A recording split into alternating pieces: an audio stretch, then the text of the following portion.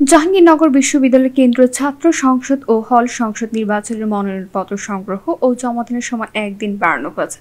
আগামীকাল 20 আগস্ট পবিত্র আখেরি চাহার চম্পা উপলক্ষে একদিনের সাধারণ ছুটির পর আগামী 21 আগস্ট পর্যন্ত এই সময়সীমা বর্ধিত করা হয়েছে। বুধবার রাতে জাকসু নির্বাচন কমিশনের এক জরুরি বৈঠকে এই সিদ্ধান্ত নেওয়া হয় বলে জানান বিশ্ববিদ্যালয়ের প্রক্টর ও জাকসু সদস্য সচিব অধ্যাপক AKM রাশিদুল আলম। তিনি জানান, মনোনয়ন সংগ্রহ প্রস্তুতির জন্য অধিকাংশ ছাত্র সংগঠন ও শিক্ষার্থীদের দাবির প্রেক্ষিতে এই সিদ্ধান্ত নেওয়া হয়েছে।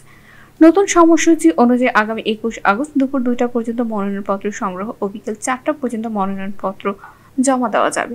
গতকাল মনোনয়নপত্র বিতরণের প্রথম দিন ইসলামী ছাত্র শিবির সহ অন্যান্য প্রার্থীদের মধ্যে থেকে 132টি মনোনয়ন ফর্ম সংগ্রহ করা হয়। তবে মনোনয়ন বিতরণ ও জমাদানের সময় অন্তত 2 দিন বাড়ানোর দাবি জানিয়ে নির্বাচন কমিশন কার্যালয়ে লিখিত আবেদন দেয় জাতীয়তাবাদী ছাত্রদল।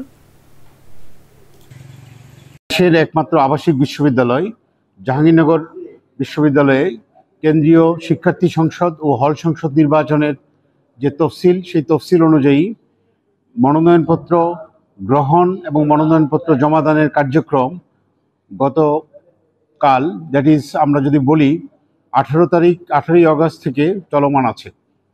সেই কার্যক্রম অনুযায়ী আজকেও আমাদের শিক্ষার্থীরা জাকসু কেন্দ্রীয় শিক্ষার্থী সংসদ এবং হল সংসদের জন্য মনোনয়নপত্র গ্রহণ করছেন।